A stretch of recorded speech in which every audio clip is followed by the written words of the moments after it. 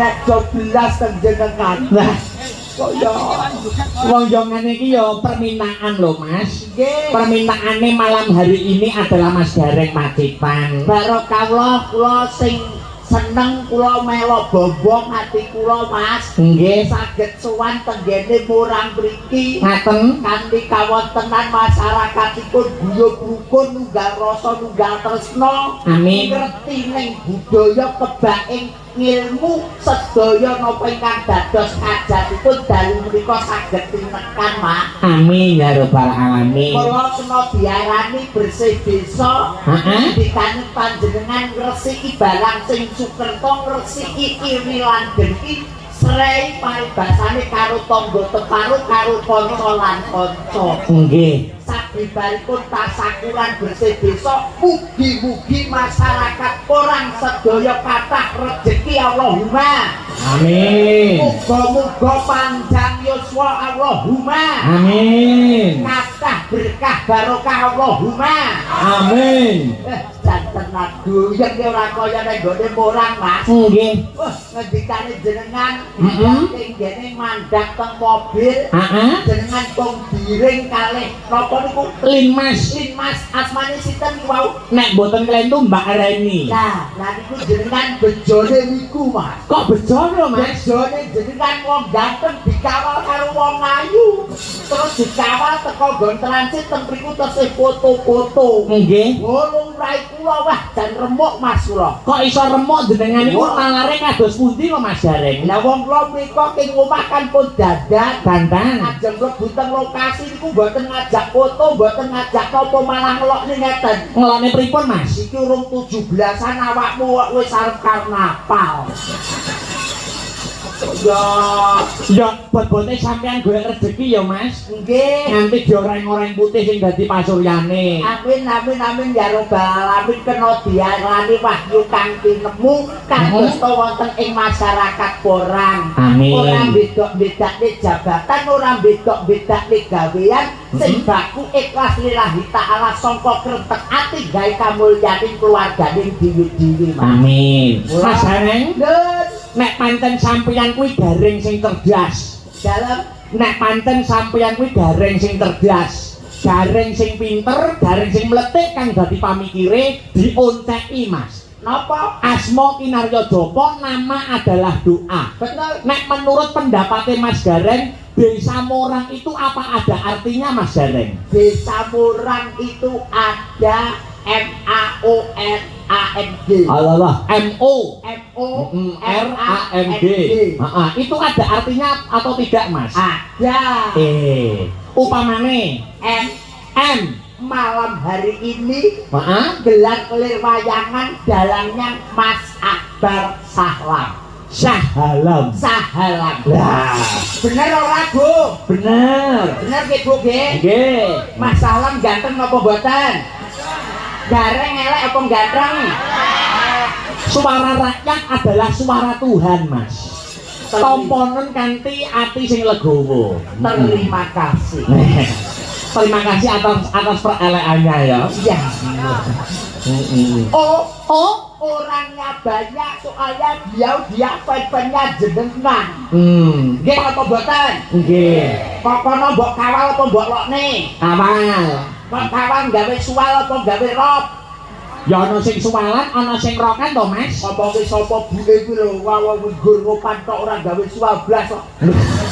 Kok ya sik sempet-sempete lho sampeyan iki ndeloki suwale wong. Wong kaklene wong wedok liwat traten ngincep kok, Mas. Ya. Terus bar R nyambung. R rame kahanane mergo danane kanthi rasa ikhlas lillahi taala. Ora peksanan, ora potong dana kono, ora potong dana kene, manut karo masyarakate piye amrih gayenge. Bar R A nusul. Anggenipun tasakuran mugi-mugi pikantuk berkah saking ngarsanipun Gusti Kang Maha Agung, kebak ing kamulyan panjang yuswa kathah rejeki.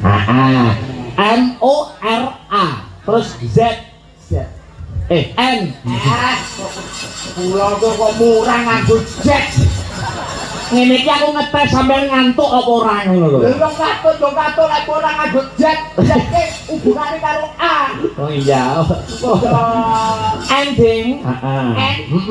Nampa wahyu kang tinemu, muga-muga sabibaripun tasakuran guyub kelawan rukun masyarakatipun. Amin. Terus bar NG nyusul ngepit. G guyub rukun, golong gumolong ngerti ing budaya kebak ing ilmu. Wah. Artinya morang. Nggih. Nek aku yo enak artinya lho Mas, nek aku dhewe lho. Akbar jenenge dalange Akbar sing ngisi acara wayang kulit ana ing Morang. Akbar, ak karo bar. Akbar kuwi enak artine Mas. Apa? Akbar, ak karo bar, akhlake sabar. Ora sabar piye wong tinggal barang yo meneng ae radang golek. Wong musuh kula ngoten niku tinggal rong dina yo golek to Mas. Biar tidak menjadi fitnah. Ini ditinggal apa maksudnya? Tegese jenengan ditinggal wayang sing dadi klangenaning jenengan digawa wong Kediri ngoten lho. Wah, ora tau ngedul wayang aku. Lah maksud digareng niku mboten kaya jenengan to wayang. Oh, seneng. Oh. Akbar ki akhlaknya sabar. Akhlaknya yang sabar seperti beliau Bapak Supriyanto, Bapak kepala desa. Iya, beliau kepala desa wonten ing Laladan Morang. Ayo. Pokoke sabar banget mergo piyambakipun didikan pagar betisnya NKRI harga mati. Dhuwur men Mas. Lho pripun to? Pas Nek Akbar mah akhlaknya sabar. Nggih. Nek gareng iki menyen artine gareng iki. Eneng lho Mas. Lah nggur sak gareng iki artine Gareng ki begagak karo nyawang reng. Gareng iki begagak karo Nyawang reng. reng lho Mas. Reng niku sak dhuwure usuk iki jenenge reng. Dadine lek dhuwur urung diplafon ngoten nggih terus kali nyawang reng ngoten nggih terus ibu-ibuke ora tuluk terus dhuwur kene. Ngoten. Ono gareng iki begagak karo nyawang reng. Oh. Ngoten. Ora ya Mas. Kena diarani begagak iki wong Jumangkah. Wong gagak kados beliau Bapak Kepala Desa. Bapak kepala desa Bapak Supriyanto. Nggih, reng iki kena diarani kanggo pasemon, kanggo tatanan, kanggo cangkulaning masyarakat, gawe ngrembokaning masyarakat, gawe majuning masyarakat kaya wonten ing Desa Morang. Amin ya rabbal alamin. Ngoten. Sinden Astabrata menurute Mas Gareng niku ayu napa mboten Mas? Sinden kula. Siji loro telu papat lima enam niki to. Heeh. Lah lek niki nggih genah to. Heeh. Niki lek sindene Astabrata niku mboten enten, sing mboten ayu niku mboten enten. Ngaten nggih Mas? Nggih. Nek karo bojomu ayu endi Mas? Lho. Lho bojoku ngeten iki nggih tetep ayu iki. Kok jenengan kok yo ngomongke mlambangke kaya iki to. Wong bojoku niku ning nggih nuwun sewu Mas. Masalah keromantisan kali Mbak Lurah niku nggih tetep romantis kula. Loh, anggone rumah tangga. Nggih. Kok iso sampean karo bojomu romantis sih piye Mas? Ala paling-paling lek Mbak Lurah ngoten niku lek Mbak Lurah tenggene kantor ibuke PKK ya dhewe-dhewe ora digandeng. Ora digandeng. Umpamane ning gone kumpulan PKK siji kumpulan DPD ya ora digandeng. Ora digandeng. Aku lho bojoku ning Alfamart ngono nyambi kono tetep tak gandeng. Kowe saking cintane ya Mas. Alah ora tak gandeng jupuk ya apa-apa. Kowe iki jenenge ya pelit kowe iki karo bojo kok hitungan. Ya nggih paling mboten nggih wong wedok ya kadang dibombong, kadang kala diwenehi rem Mas. Oh ngono ya Mas. Heeh, dadi wong lanang ki ben aja mung dadi tumpuane wong wedok. Heeh. Oh ya kadang kala dibombong, kadang kala direm. Heeh, ya ngene iki aku nyetep ilmumu, nyetep ilmune Pak Kepala Desa ben aku sok nek wis rabi siap-siap tenang. Nggih, jan tenan Mas. Heeh. Iki murid kula niku nggih jan saestu 1 2 3 4 5 6. Heeh. Iki jek nggih. Heeh. Ah, tenan kena diarani dari niki 10 pokok program PKK. Lho, kok ngono Mas? Nggih.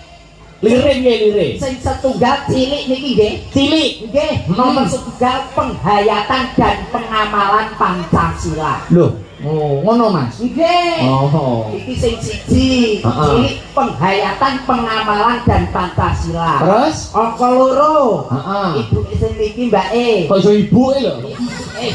Rumahsaku anggere gendungan iki kaya mbokku lho. Wong kuwi cek enom, cek timur, cek kinyis-kinyis kok iso ibu iki lho sampeyan. Ya wong ayu. Nah ngono lho. Nomor loro iki kena diarani gotong royong. Dadine apa sing dadi repote tangga lan teparu mbak iki ya tetep nyawiji. Heeh. Nomor 4 telu. Nomor 3 kuwi pangan. Oh, pangan. Iki pangan dadine ngene-ngene iki iso ngurakapi wong-wong kabeh. Nggih. Senenge kabeh. Amin. Gawe senenge wong akeh. Amin. Iki pangan. Heeh. Angka 4. Heeh. Sing tok nong iki. Tok nong ya apa? Lah bathuke nonong.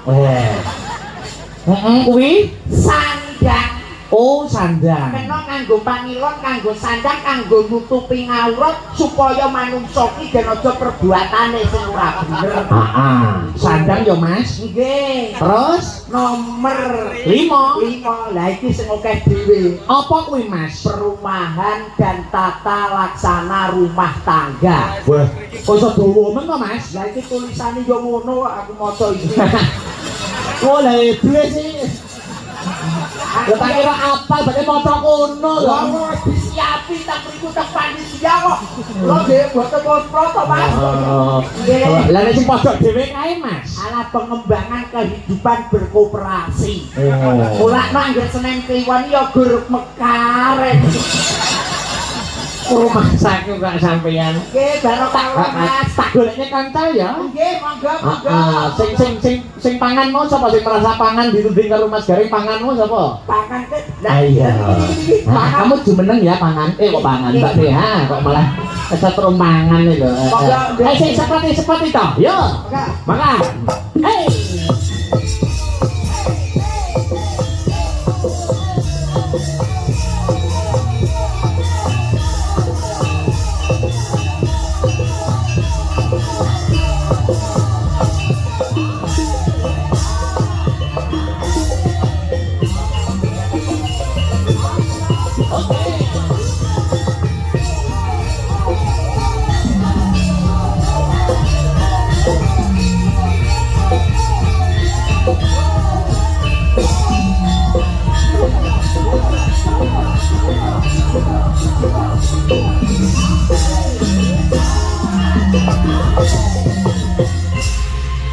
Disapa Mas Gareng? Wilujeng dalu, Dok. Wilujeng dalu, Pak De.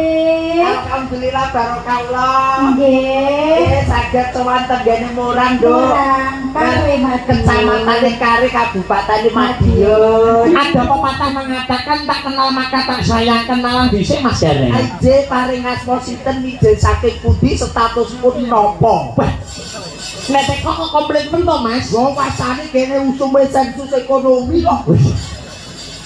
Perkenalkan dirimu, Mbak Yu wong ayu. Nggih, nderek tepang Gladiwana. Pak Bu. Nggih. Kula Neha Ayu Silvani. Neha Ayu sil apa? Silit. Neha Ayu Silvani. Oh, Silvani. Nama panggilannya siapa no? Neha. Nehi. Ya, aku ya Wah. Neha nek Mas Gareng iya. Wah iki kena nggo parapanmu Mas nek Gareng Pacitani Gareng tapi dia boten mesti kok. Tandang lek wong mangan es ya Kowe keseleleken. Rumahe ketakono Mas Gareng. Rumahnya mana? Asli saking Madiun. Madiun pasir endi, Duk? Pasir Madiun Selatan. Madiun Kebon Sari. Kebon Sari. Tapel Wates Kutha Ponorogo. Oh, ayam dia cetuk aku Mas iki. Oh, cetuk sampean. Wis tau cetuk, Mas. Wis nek Ponorogo. Terus Iki cetuk enek wilayah kono aku. Heeh. Neng Jombang. Oh ya. Apa kuwi? Awak kan kegake kono. Lah aku ora turut kono dompet iki apa to, Om? Lah awakmu neng ndi? Ora kono tak golek neng ndi? Dong banteng iki nggo napa to, Mas? Alah teng mriku ki tenggene pados iki lho, anu napa niku jog-jog wayangan ngoten niku. Tak kira bakul pakan manuk. Mboten. Termasuk iki kromo. Tekono statusnya Mas Gareng. Status sekarang sekolah, kuliah atau sudah berumah tangga? Monggo. Alhamdulillah sudah lulus Kuliah. Nggih. Di mana? Dari isi Surakarta. Jurusan Jurusan Karawitan. Alhamdulillah.